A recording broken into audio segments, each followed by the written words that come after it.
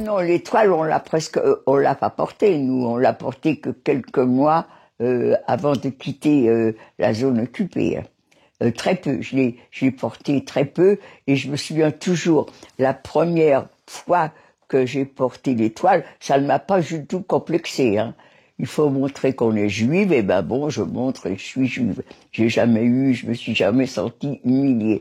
Et quand je suis arrivée, personne ne nous regardait. Hein. J'ai pris le métro, j'étais dans la rue, et quand je suis arrivée dans l'école où j'apprenais mon métier de secrétaire, tout le monde a fait comme s'il voyait rien. Mais moi, je n'ai vraiment eu aucun problème, et alors que c'est pas le cas pour une cousine qui travaillait aux Champs-Élysées, qui a remonté tous les Champs-Élysées avec un sale bonhomme qui, tout le long de l'avenue, qu'est-ce que tu fous là, va-t'en dans ton pays, et ma cousine pleurait toutes les larmes de son corps. Personne n'a dit à ce monsieur, mais fichez-lui la paix, laissez-la tranquille. Il faisait comme s'il ne m'entendait pas, comme s'il voyait rien. Non, moi, j'ai jamais eu ça. On m'a toujours laissé tranquille. Mais même quand j'étais gamine, à l'école, j'ai jamais entendu des mots sale juive, pas dans ton pays. Il faut dire que chez nous, on n'avait aucun accent. Mon père est né à Paris. Ma mère est née en Roumanie, mais elle est venue très, très, très jeune à Paris. On parlait tous comme ça. Voilà. Alors là, c'est déjà bien avancé dans la... Moi, j'y étais encore tout à fait au début. Et au début, à Avignon, il se passe rien du tout. Tout était très bien, tout le monde nous avait acceptés. Et puis, le fait est que la boîte où j'étais rentrée pour être secrétaire, eh bien, du fait qu'il n'y avait plus de zone, que la France était complètement occupée, n'avait plus de raison de rester en zone libre. Donc, elle est remontée sur Paris, c'était Péchinet, et ça a existé il y a encore quelques années. Hein. Et elle a bien amené avec elle tous ceux qui voulaient remonter sur Paris, nous on pouvait pas. Donc, on est resté à Avignon, et on n'a même pas cherché à retrouver une place dans les bureaux, parce que j'avais déjà un beau-frère qui avait commencé à faire les marchés, et il se défendait très bien. Donc, on était 3 à travailler dans cette grosse boîte. Eh bien, l'aîné des 3 a rejoint son mari, et nous, les 2 plus jeunes, eh bien, on n'a pas cherché de travail dans les bureaux. Mon père était entré en relation avec le maire d'Avignon, et il nous a procuré des places sur les remparts. Donc, j'ai fait tout le restant de la guerre sur les remparts d'Avignon. Et c'est là qu'un jour, on s'est fait... Il y avait, je me souviens toujours, il y avait un jeune homme qui passait devant l'étalage. Alors, on est des jeunes filles. Ce jeune homme nous regardait, il nous parlait pas, il nous faisait des sourires. On pensait qu'il draguait. Et en fin de compte, parmi les gens qui sont venus nous arrêter à la maison, il était là. Et c'est pour ça que j'ai toujours cru, quand j'ai été arrêtée, que ma mère et mes sœurs avaient été arrêtées aussi. Ben, ça n'a pas été le cas. On est arrêtés, on va rester une journée en prison à Avignon, on va partir à Marseille et à la prison des Baumettes, on va y rester 2 semaines, je crois. Et puis après, on va arriver à Drancy, où on reste aussi une dizaine de jours pour partir pour un endroit où on savait pas du tout où on allait. Hein. Il paraîtrait qu'il y en a qui savaient qu'il allait dans l'Est, mais moi, en tout cas, moi, j'étais tellement inconsciente et tout. Moi, je pensais que j'allais travailler en usine. Je savais qu'on devait travailler. Un travail obligatoire, pour moi, c'était quelque chose un travail dur. Et ben, pour moi, un travail dur, c'était de travailler à l'usine ou dans les champs. Mais ça me faisait pas peur. Hein. J'avais 19 ans, j'étais costaud. C'est moi qui ai dit à mon père, quand on m'a traduit ce que disaient les commandants du camp, on m'a traduit que ceux qui étaient fatigués pouvaient monter dans les camions. Moi, j'ai dit à papa et à mon petit frère, montez dans les camions, vous ne serez pas fatigués comme ça. Et ils m'ont écouté. Et après, j'ai appris que, en les faisant monter sur les camions, je les avais envoyés à la mort. Ça a toujours été, et c'est toujours mon remords. Alors qu'en réalité, de toute façon, ils auraient été obligés de monter sur les camions. Alors, naturellement, personne ne savait pourquoi qu'on montait. Et moi, comme une imbécile, je trouvais que ces nazis n'étaient pas inhumains comme on en parlait. Ils veulent pas que les gens se fatiguent, les personnes âgées, les femmes enceintes, les enfants jeunes, les femmes avec les bébés, on les faisait monter de force sur les camions. Et moi, comme une imbécile, je trouvais, c'est pas être inhumain que de pas vouloir que les gens se fatiguent. On vous on vous réveille à 3h30, 4h du matin, tout de suite, c'est l'appel. Alors, je me souviens toujours la première fois, on est mal habillé, mais on se couche pas habillé quand même. Donc, on s'était déshabillé. Il y a rien pour accrocher ses affaires. Alors, on les met sous vos têtes. Et sous vos têtes, vous avez déjà les chaussures.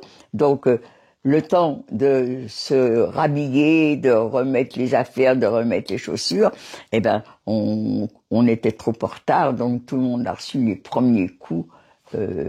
Et après, du coup, on se déshabillait plus. Et alors, le matin, c'est le réveil. Tout de suite, c'est l'appel. L'appel le matin est beaucoup moins dur que le soir, parce que le matin, celle qui s'occupe de la baraque, ça s'appelle la Blokova, c'est elle qui est responsable. On est combien? 600, 700 dans une baraque, je sais pas exactement. Hein. Et elle habite, comme on est vraiment rangé, une rangée, c'est une rangée, il y en a pas un peu devant, il y en a pas un peu derrière, elle sait combien qu'on est dans une rangée, l'appel, il est vite fait.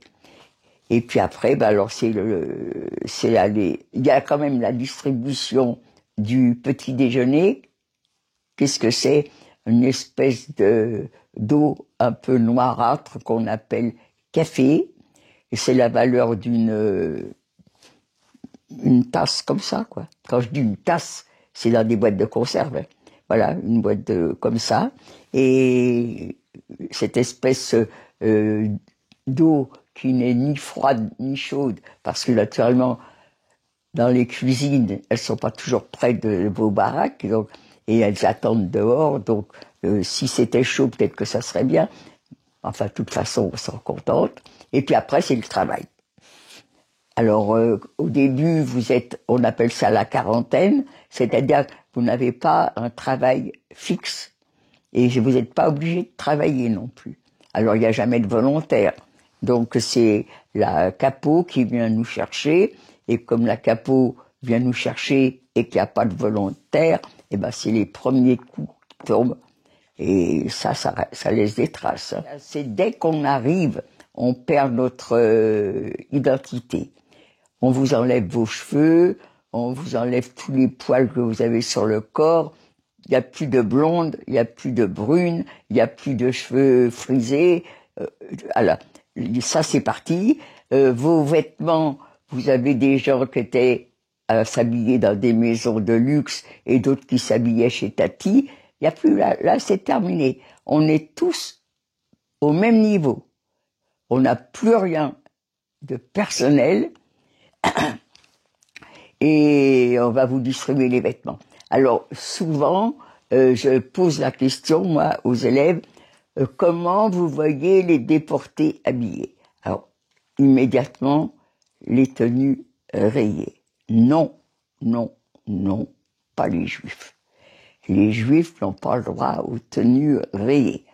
Nous, on est habillés au hasard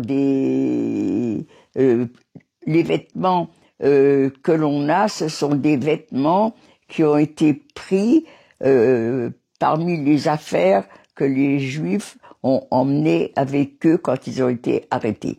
Nous, on n'avait absolument rien. Ils ont voulu nous arrêter. On nous a pas dit prenez des affaires de toilette, prenez ci, prenez ça. Mais il y en a qui ont été arrêtés. On leur a dit prenez quelques vêtements, vous en aurez besoin. Alors vous avez la catégorie de personnes qui prend ce qu'elles ont de mieux, et puis vous avez la catégorie de personnes qui prend ce qu'elle a de plus moche. Ça fait que quand les affaires sont emmenées avec nous dans les trains, quand on arrive à Birkenau, on n'a pas le droit de prendre les bagages avec nous. Tous les bagages sont pris par des commandos. Un commando, c'est un groupe de travail. Et ce commando amène toutes les affaires dans une partie du camp qu'on appelle Canada. Et c'est les personnes qui travaillent au Canada qui vont ouvrir les bagages et qui vont trier. Tout ce qui est bien va en Allemagne et pour moins bien, quand même pas déchiré, mais décoloré, mal coupé, taché. Pour les Juifs, ça suffira. Et voilà, maintenant on est tous et c'est là qu'on va vous allez aller alors en quarantaine. Le travail n'est pas obligatoire, mais il faut quand même travailler.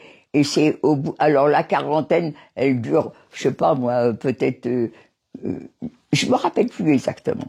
Mais au bout d'un certain temps, alors on va passer. Alors la quarantaine, ça se fait au lager A, et après vous allez passer au lager B, et là vous allez avoir en principe un travail jusqu'à la fin de l'existence des camps. Non, moi je ne peux pas répondre à cette question. On me dit courage, on me dit volonté, je dis non. La chance. Non, moi je n'avais pas de volonté, je n'avais pas de courage, et j'avais pas peur non plus. J'étais devenue plus rien du tout. J'avais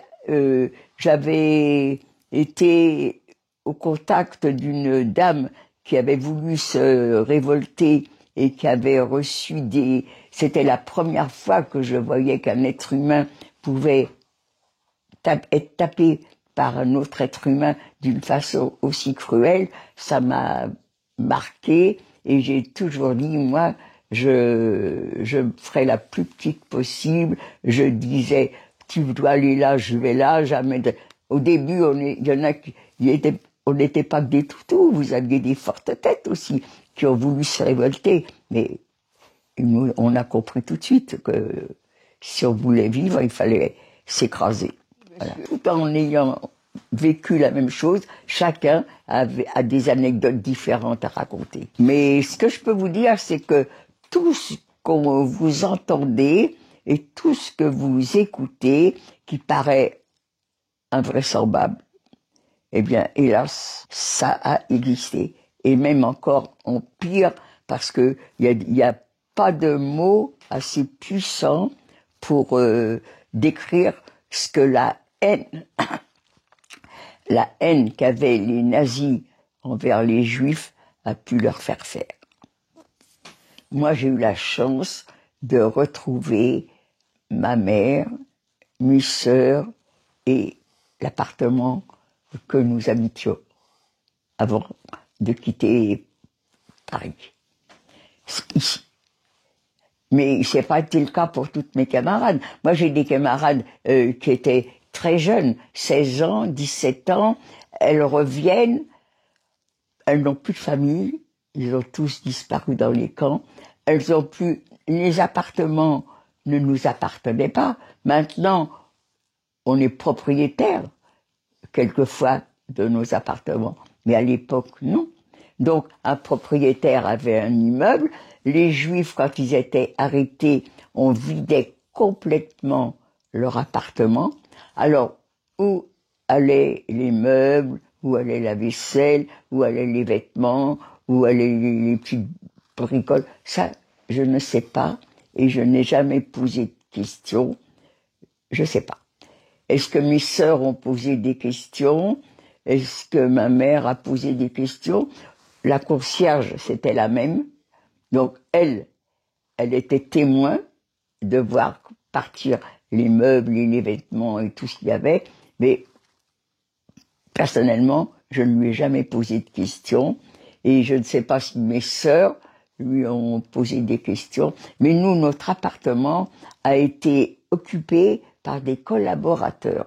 C'est ça qui nous a sauvés. Parce que ces collaborateurs ont été arrêtés et nous, on a pu reprendre notre appartement. Sinon, on n'était que des locataires. On n'avait pas à dire je suis chez moi. Non. Celui qui avait pris notre appartement, il avait trouvé un appartement vide et c'était le sien. Et on n'avait rien. Alors, pour récupérer, si vous vouliez récupérer votre appartement, eh ben, il fallait donner de l'argent. Et puis, il y en a qui ont eu de la chance, qui avaient de la famille, qui n'ont pas été déportés, bien qu'ils ont pu donner l'argent. Je suppose que nous, c'était des collaborateurs, ils ont été en prison, et mes sœurs et ma mère ont pu récupérer l'appartement. Et on avait l'appartement, on avait tout l'étage. Parce que ici, c'était l'atelier de mon père, et nous, notre logement était sur le même palier, mais en face. Alors moi, personnellement, moi, je l'ai refaite tout de suite. Hein. Dès que je suis rentrée, comme j'ai eu la chance d'avoir ma famille, et ma famille, que ma mère, c'était pas pareil, mais mes sœurs, elles étaient des jeunes filles, elles avaient été privées de leur jeunesse pendant la guerre. Eh bien, je peux vous dire que quand je suis rentrée, chez nous, c'était vraiment la joie, le plaisir, les copains, les copines, tout le monde était là. À témoigner, oui. Alors là, à témoigner très, très, très, très longtemps. Je me souviens toujours, quand j'ai appris que la guerre était finie, j'étais malade à Theresienstadt. Et je me suis dit, moi, jamais je ne raconterai, j'ai la chance, je suis rentrée, eh bien, j'embêterai jamais les gens à raconter mon histoire. J'ai eu la chance de m'en sortir, ben, on n'en parle plus, puis c'est tout. Parce que je me rappelle quand on était des repas de famille, j'avais les beaux-frères qui commençaient à raconter leur histoire de régiment. Vous voyez tout le monde qui levait les yeux au ciel. Allez, ça y est, livre la partie. Et ça m'a tellement marqué. J'ai dit, moi, je n'embêterai pas les gens à raconter mon histoire. Je faisais partie quand même, tout en n'étant pas active, de l'association des déportés. C'était les déportés d'Auschwitz.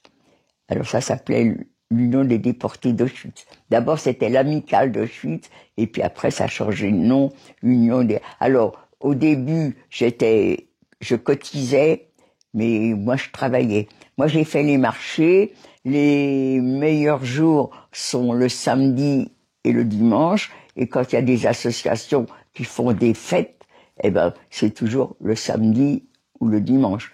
Moi, je ne pouvais pas laisser une grosse journée de recettes pour aller dire bonjour à des gens que je connaissais peut-être même pas. Donc, je n'ai jamais fréquenté l'association, je payais ma cotisation, et puis je me suis retrouvée à être à la retraite. Mon mari était plus âgé que moi, seulement moi, je pouvais, en tant que déporté, je pouvais prendre ma retraite à partir de 58 ans. Donc, comme mon mari en avait marre, eh ben, puisque je pouvais prendre ma retraite, je l'ai prise. Et du coup, j'ai fréquenté l'amicale d'Auschwitz. Et c'est là que j'ai fait connaissance avec pas des amis à moi, personne de mes amis faisait partie de l'association. Je les fréquentais à part. Et puis, petit à petit, tout le monde est mort. Et puis moi, je suis restée.